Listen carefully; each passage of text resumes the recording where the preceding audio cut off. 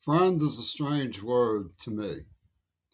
I'm pretty sure I would know if I ever had one. Let's say it's hypothetically possible that someone could look at the neurotrauma of a battered 13-year-old deaf kid in an alleyway area of Pittsburgh who had been worked over horrifically by a Zionist mafia organized by an Attica State Prison neuropsychiatrist, and say that that child was not to blame for its confusion and state of mind. That would be possible. Professionally, it would be possible in a bar, it would be possible in terms of humanity. It would. I know that for a fact because I can see that perfectly clearly from the evidence, much less the memory, and it's not like a personal stake, special pleading, even though it is. It's also humanly possible based on understanding of what a person sees. Now, I have never had a friend who was able to surmount the gravity of the way that Paul McCartney and Ringo Starr, when he was alive, George Harrison, and certainly Yoko Ono,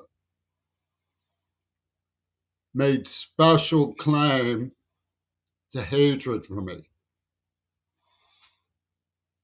No friend has ever been able to surmount that. No friend has ever been able to put me before the Beatles.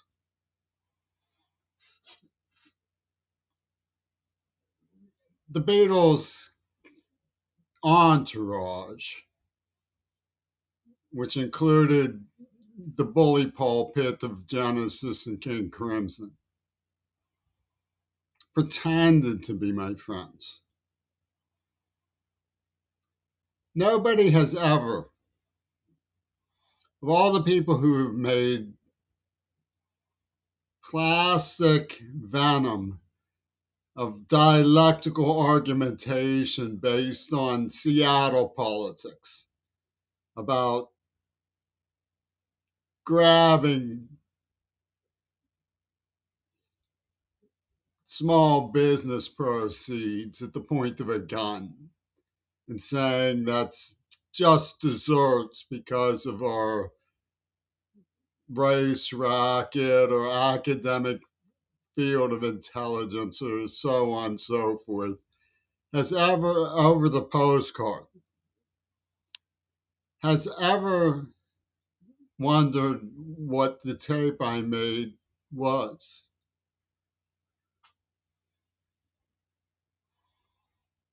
So, I mean, the lack of sincerity in the whole mobocracy that came down with Peter Sinfield's gang and Cynthia Lennon saying, oh, he was using the Peter Gabriel cards to cut deals with the drug traffickers who were beating him up.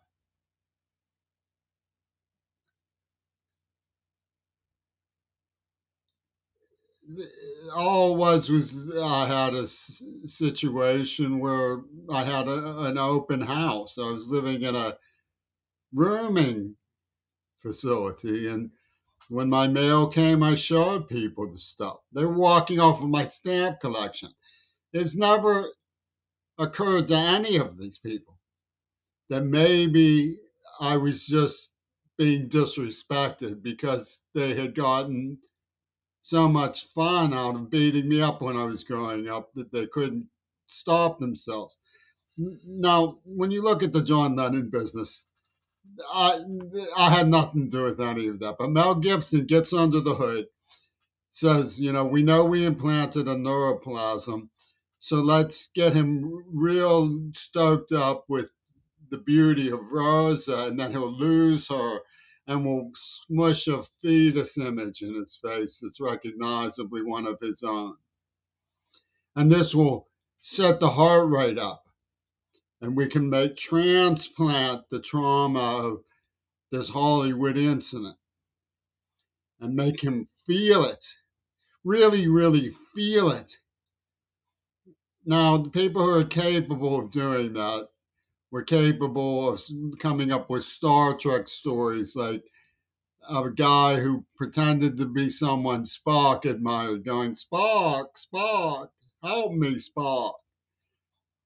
And they came up with this idea of Lennon faking his death so that making it look very, very real, so that they could explain everything else they did by appeal to Lennon's death.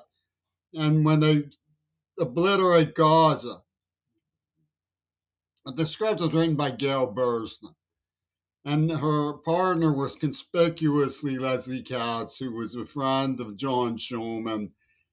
Started up, and Schulman's partner in Museum Heights was from Ellis, where she graduated valedictorian. They started the poetry form. And Gail and Leslie conspicuously worked together, and they were the source of the script.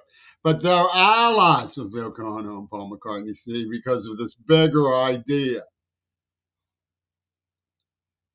And it's a screaming crime. It's an indecency. And I was identified with my father, who wrote Foundations of Modern Education. He tried to dignify public schools. He drove a school bus. So this had them tearing the carpets with hatred. You know how Roger Waters feels about public schools. He just wants to burn them down. I mean, it's theoretically possible. It wouldn't be hard for me to formulate, a friendship act. We shouldn't talk about that. That's water under the bridge. We're all really sorry and scared by that. It's obviously criminal nonsense. Yoko Ono has no business doing it.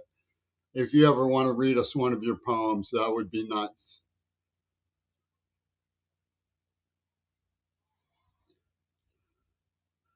It would be theoretically possible for someone to be my friend. But I've been through enough with so-called friends. I don't really, someone would have to, at the very minimum, see the difference between what the Beatles are selling and what's true.